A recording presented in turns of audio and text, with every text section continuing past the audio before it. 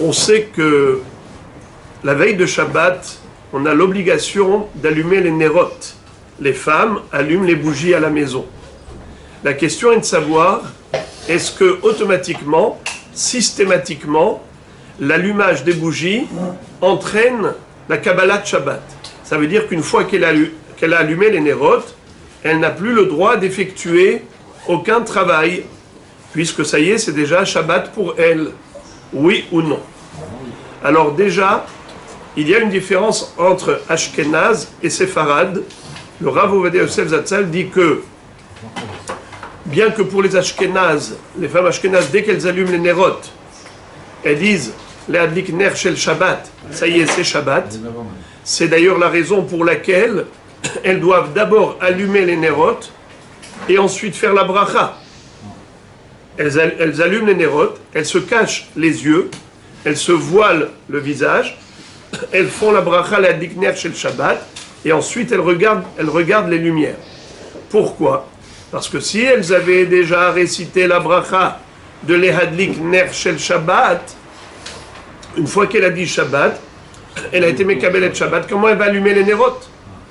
Alors bien qu'en général, on fait toujours la bénédiction avant la mitzvah, n'est-ce pas? D'abord tu fais la bracha, et après tu fais la mitzvah. Comme dit Rachamim, Kol mitzvot mevarech alehem, envers la asiyatan. Mais le Rama pour les femmes ashkénazes, qu'est-ce qu'il a dit? Que pour Shabbat, c'est exceptionnel. On ne peut pas faire la bracha avant. Car si tu fais la bracha, la dikner shel Shabbat, comment tu vas allumer? Alors d'abord tu allumes et après tu fais la bracha. Tu te couvres les yeux et tu fais la bracha. Mais le Rav Ovadia Yosef dit que pour les Sfaradiotes, ce n'est pas du tout la halacha. Elles font d'abord la bracha, comme pour toutes les mitzvot. Les hadlik ner shel Shabbat. Et ensuite, elles allument. Et même mieux que ça, c'est qu'avec cette adlaka, elles n'ont pas vraiment une Kabbalah de Shabbat. C'est-à-dire que si il s'avère que elle a oublié par exemple de mettre la prise de la plata, elle peut elle-même mettre la prise de la plata. Pourquoi? Parce que l'allumage des nérotes, d'après beaucoup de Rishonim, dont le Ramban, il dit ça n'a aucun rapport. C'est pas parce qu'on a allumé les nérotes de Shabbat que c'est déjà Shabbat. Et donc le Rav Yosef dit que pour les femmes sfaradites, c'est comme ça que ça se passe. Mais toute cette halakha qu'on vient de dire maintenant, que pour les femmes sfarades, il n'y a pas d'obligation d'être Mekabel Shabbat par l'allumage, bien que ce soit la coutume. La coutume, c'est qu'une fois qu'elle est allumée, ça y est, elle ne fait plus rien. Mais il n'y a pas d'obligation.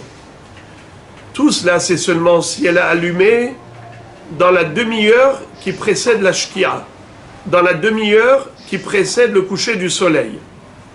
Mais une femme qui a allumé avant une demi-heure, elle a allumé depuis le plag aminha, c'est 1h15 avant la tombée de la nuit. Une femme qui a allumé depuis le plag, puisque c'est bien avant la shkia, c'est même avant une demi-heure qui précède la shkia, elle a l'obligation d'être Mekabel Shabbat. Parce que si elle n'a pas été Mekabel Shabbat, alors on ne remarque pas que les nérotes qu'elle a allumés, c'est l'Irvot Shabbat. Quand tu es proche de Shabbat, tu es dans la demi-heure proche de la shkia, tout ce que tu fais, c'est en vue de préparatif de Shabbat. Mais quand tu fais des choses bien plus tôt, on ne voit pas quel rapport avec Shabbat. C'est pour cela, nous dit le Rav Ovadia Yosef, si, et ça c'est la halakha même du Shulchan Aruch, et il n'y a plus de différence entre Ashkenaz et Séfarad, c'est que si on allume trop tôt, il est obligé d'être Mekabel Shabbat. La femme, elle doit dire, Reni, j'allume les nérotes et je ne fais plus de melacha après. Ça c'est si on a allumé très tôt. Alors, le plag aujourd'hui est à 18h16. Une femme peut déjà allumer les nérotes à partir de 18h17. Puisque le plag, c'est à 18h16, elles peuvent déjà allumer à partir de 18h17 minutes. D'accord? Et à quelle heure c'est la shkia? 19h44. Voyez-vous l'écart entre, on va dire, 6h15 et 8h moins quart. Il y a ici 1h30. D'accord? ça fait 1h30 d'écart. Entre 18h15 et 19h45, ça fait 1h15, 1h30 à peu près. À partir de quand elle peut allumer la femme? Comme je viens de dire, presque 1h30 avant le coucher du soleil. À ce moment-là, si elle allume, est-ce qu'elle est Mekabelet Shabbat, oui ou non? Oui. Elle est obligée d'être Mekabel Shabbat. C'est-à-dire, elle allume les nérotes et après elle ne fait plus rien qui est interdit le Shabbat. Ça c'est si elle a allumé si tôt. Mais si elle a allumé dans la demi-heure avant la Shkia, comme par exemple à partir de 19h15, si elle a allumé les nérotes à 19h15, à partir de ce moment-là, si elle allume, justement, elle n'est pas obligée d'être Mekabel Shabbat, la femme séfaradi.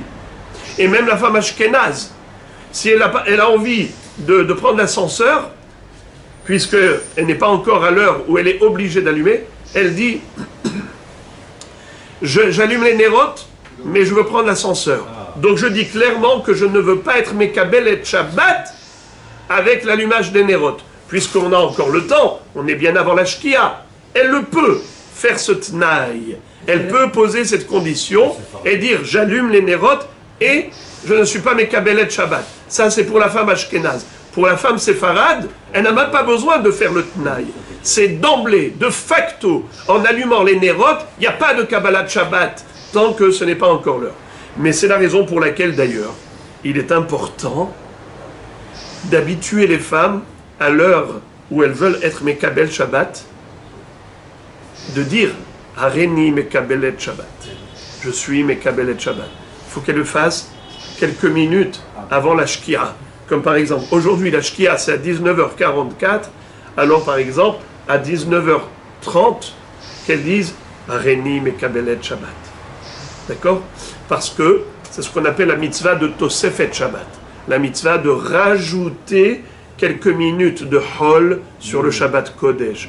On n'attend pas que le Shabbat s'impose. On l'accueille comme un roi, comme une reine. Shabbat Amalka. Tu n'y attends pas, tu te dis pas « Oh là là, Shabbat est arrivé. Oh là là, jamais de la vie. » Shabbat arrive. C'est la grande émotion. La reine arrive. Donc à la maison, on palpe l'émotion de joie. Zé. Vous savez pas, on ne peut pas imaginer le cadeau qu'Akadosh Baruch Hu nous a donné. Akadosh Baruch Hu a dit à Moshe Rabbeinu, Matana tova, yeshli bebet genazai ve Shabbat shema, lech veodi ali Israël. J'ai un très beau cadeau dans mes trésors. Matana tova yeshli bebet genazai. Et ce beau cadeau de mon trésor, je vais l'offrir au Béni Israël, c'est le Shabbat Kodesh. Sachons apprécier ce zéchout. Bill Gates avait demandé à un juif, un grand informaticien, de venir à une réunion très importante pour une formation au niveau informatique. C'était quelque chose de grande ampleur. Il lui a dit non, je suis juif observant le Shabbat et je ne peux pas venir le samedi. Il lui a dit je te paye beaucoup plus. Bill Gates pouvait imaginer un petit peu ce qu'il était prêt à payer. Il lui a dit rien au monde ne pourra me séduire. Bill Gates a dit après, avec mon argent, je peux tout acheter, sauf le Shabbat d'un juif. C'est ça, Rabotai. Ashrenu matov chelken. Shabbat shalom.